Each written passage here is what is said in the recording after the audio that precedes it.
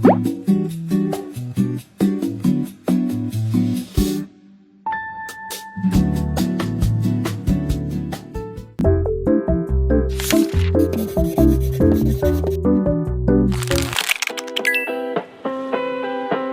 breakfast and my pre-workout meal, I made a 2-ingredient chia seed pudding that somehow got me 2.7 million views on TikTok. All you need to do is combine chia seeds with your milk of choice, leave it overnight in the fridge, and then eat it as is or add any toppings you like. I personally like having mine with mangoes. This is such an easy way to get some fiber in, and it makes for a really convenient breakfast on lazy or busy days.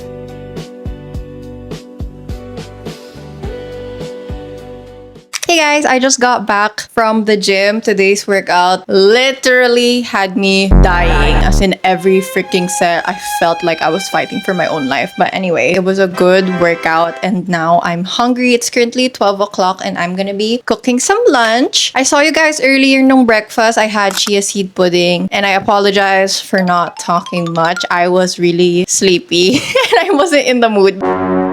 But now I feel way better. I'm now awake and I am ready to eat. This is my first time making a what I eat in a week video, and actually ngayon lang ako ulit nag-YouTube, so this is super new to me, but I'm very excited because I'm now here in Makati and I'm living with my sister. So I've been cooking my meals and I've been enjoying it so much. Also, I just restarted my health fitness journey. I'm trying to get back into working out, finding workouts that I find joy in, and I've been eating food that's healthy and food that I enjoy. So yeah, today's lunch is gonna be ground pork with tomatoes and oyster sauce and soy sauce. I don't know, I'm gonna make up some sort of sauce. I'm also gonna have a cabbage seaweed salad that I always have at home. I've never made it myself because ate always makes it for me. So I'm gonna try it today. Hopefully it turns out exactly the way she does it. And yeah, let's go cook some lunch. This is the vegetables I currently have. Actually, last week pa tong cabbage dito. So, I need to use it up. And itong tomatoes, last week pa din. So,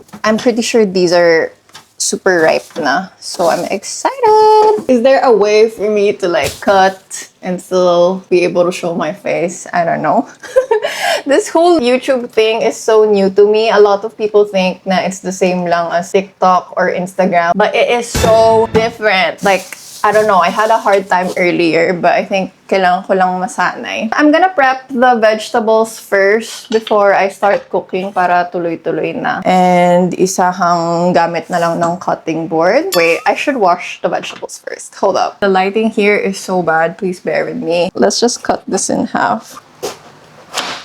Okay, there. I will save this for next time.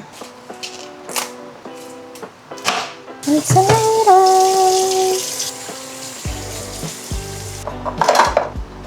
okay, time to chop. I think we're gonna do... How do you even chop a cabbage? I don't know. I'm just gonna pretend this is an onion, because this is how I chop onions.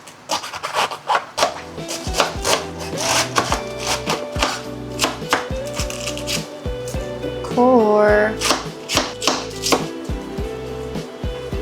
Growing up, I was always baking pastries and rarely cooking savory dishes, so ever since my sister and I moved out, I've been putting my cooking skills to the test. I don't know about you guys, but I actually really enjoy slicing and dicing vegetables. I mean, di ako magaling, but it's just so fun to pretend I'm in cooking mama, and I also find it super therapeutic. Maybe it's because I enjoy crafting and keeping my hands busy while creating something, but there's just something really satisfying about it. I have limited counter space here in the condo, so I like to get all of my chopping and dicing done in one go so that I could free up as much space as possible. Once all of my ingredients are prepped, all I have to worry about is cooking.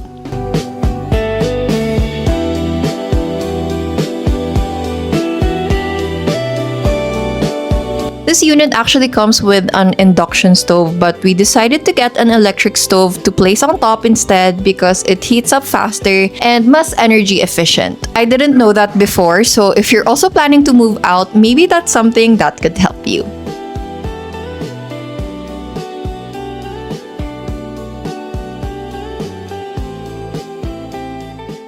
Hey guys, I'm finally done cooking. Oh my goodness, that took me longer than I expected. I'm still getting used to like changing the different angles when cooking. It's kind of hard kasi medyo maliit yung kitchen, so I'm still learning. But anyway, I'm so happy with how this turned out. I already tasted this cabbage seaweed salad and it tastes exactly the same sa ginagawa sa bahay. Let me have a bite.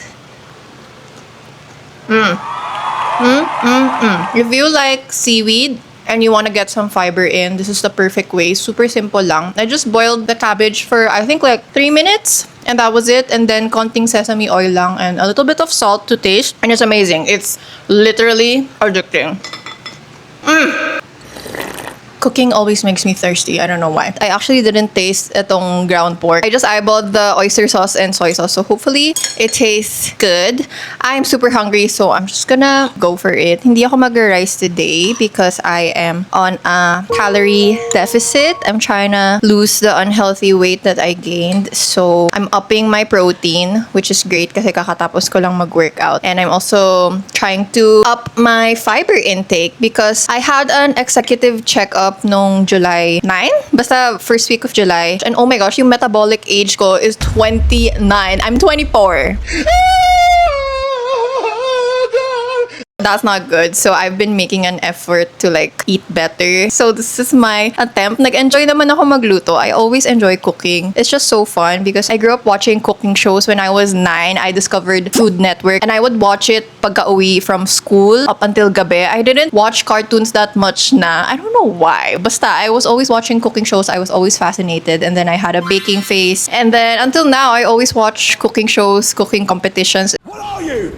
An idiot sandwich. Idiot sandwich what? An idiot sandwich. It's just so fun to watch and finally I can try out the things I have learned from so many years of watching. Let's do a taste test pala of the ground pork. I thought it would be salty kasi feeling ko napadami yung soy sauce ko. But it's not. I think the tomatoes really helped absorb that. I also cannot skip chili oil. It just makes everything taste better. I'm gonna enjoy my meal. I'm really hungry and I'll see you guys later pag snack or pag dinner time. Bye!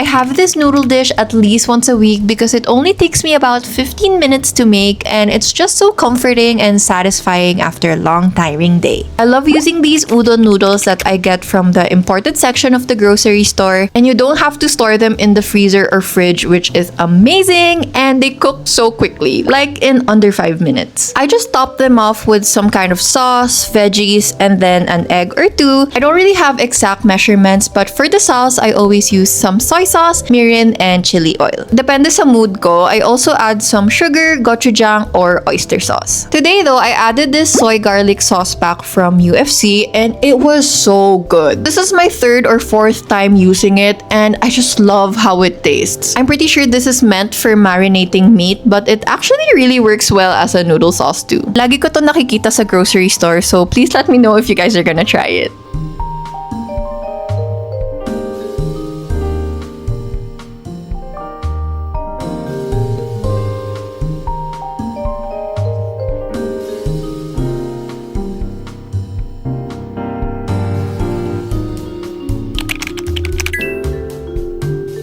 Hey guys, good morning. It's the next day.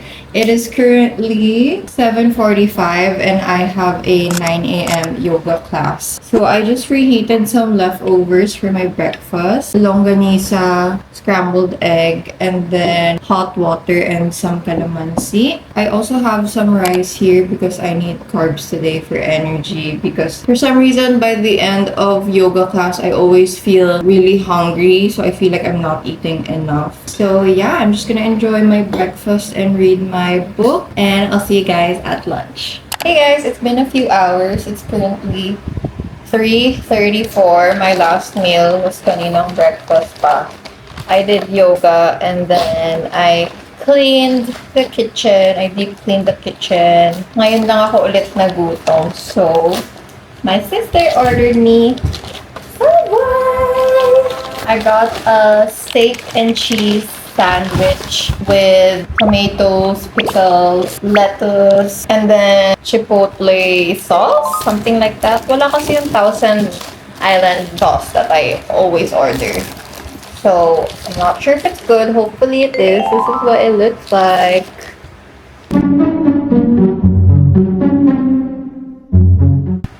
Okay, that does not look good on camera. I'm just gonna eat this and watch YouTube, and then I'm gonna work afterwards.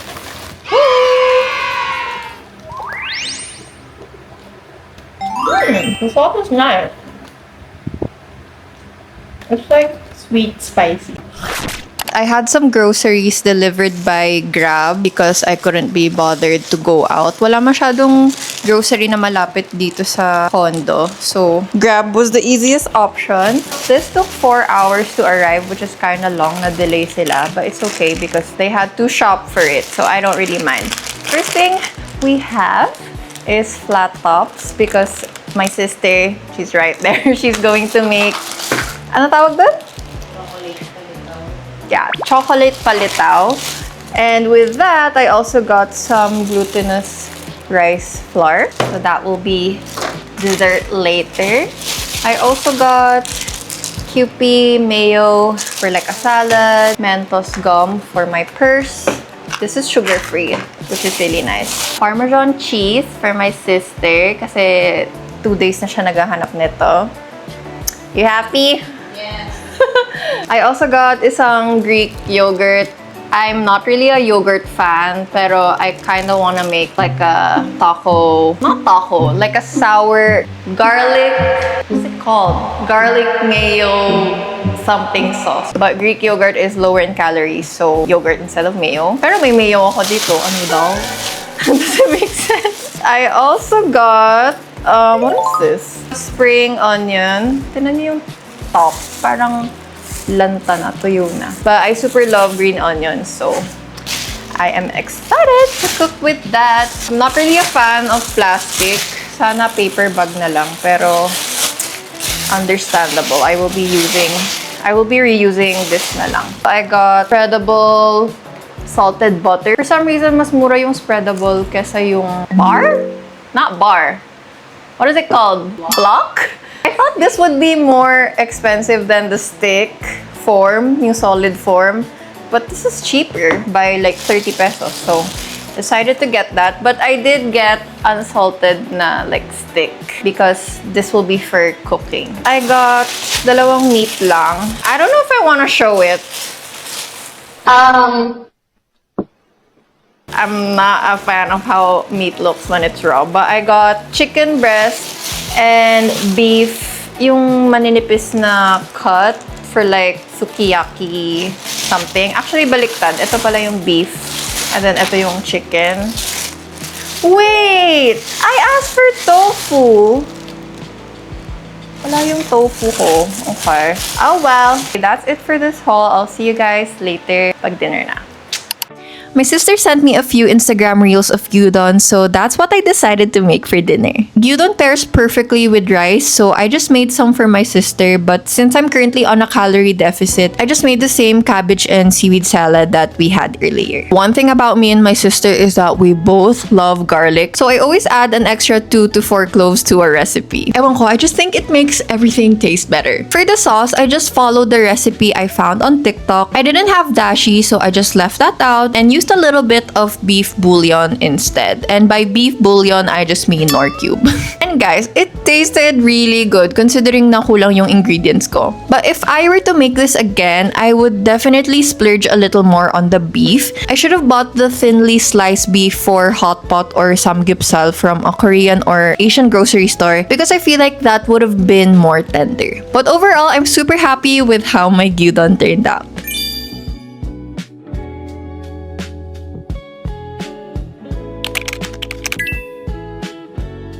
Hey guys, happy Thursday. This is today's breakfast. It is currently 9:56 and I woke up really hungry because I ate dinner pretty early last night. So here I have like a pretty hearty breakfast. I just have the leftover gyudon from the other day with some rice. And then I also blanched some kangkong, a bowl of kangkong, because I've been trying to eat vegetables with all of my meals, and so far I think I'm doing a really good job. I just started eating pretty healthy last week.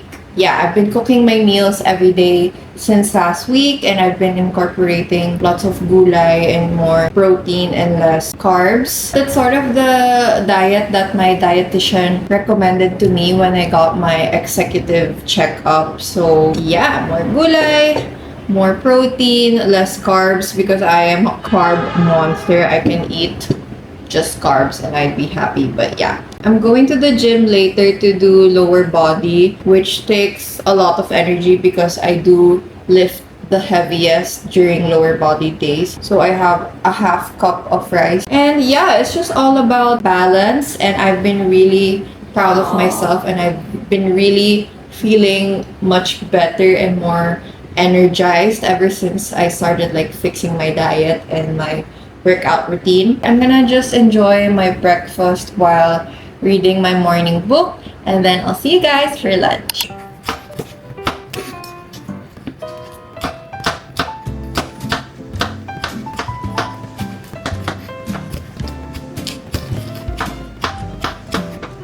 For today's lunch, I was actually craving Army Navy, but then I realized I could make something similar at home to satisfy my craving. So, I made some homemade pico de gallo with onions, cucumbers, and tomatoes. Lagi ako bumibili ng extra serving nito whenever I order takeout because it really balances out the meat in their burritos, which by the way is my go-to order. So, for protein, I just used some chicken thighs and seasoned them with whatever seasonings I had on hand, and yung inspo ko nga is Army Navy. I patted them dry first to remove any excess moisture so that I could get a nice crispy sear, and then I just eyeballed the seasonings. My camera died, but all I did was sear them on each side until they were nice and golden brown, and this was my post-workout lunch.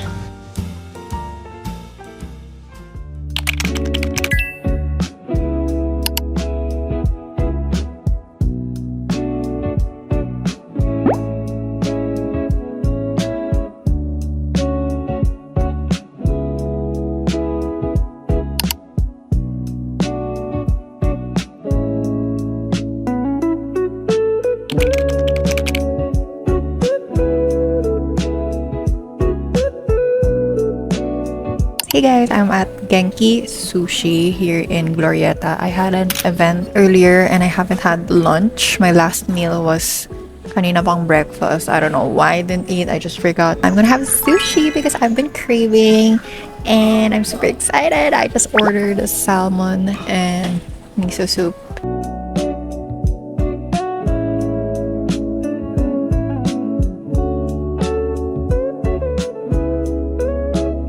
It's been a while since I last went on a solo date because whenever I do, I tend to get a little anxious, but today was different and I actually really enjoyed it. I think it's because I've been consistently showing up for myself and taking better care of myself, so now I feel safe and secure even when I'm alone. Treating myself to a nice dinner was such a great way to celebrate a good week. Thanks for watching, and I'll see you guys in the next video.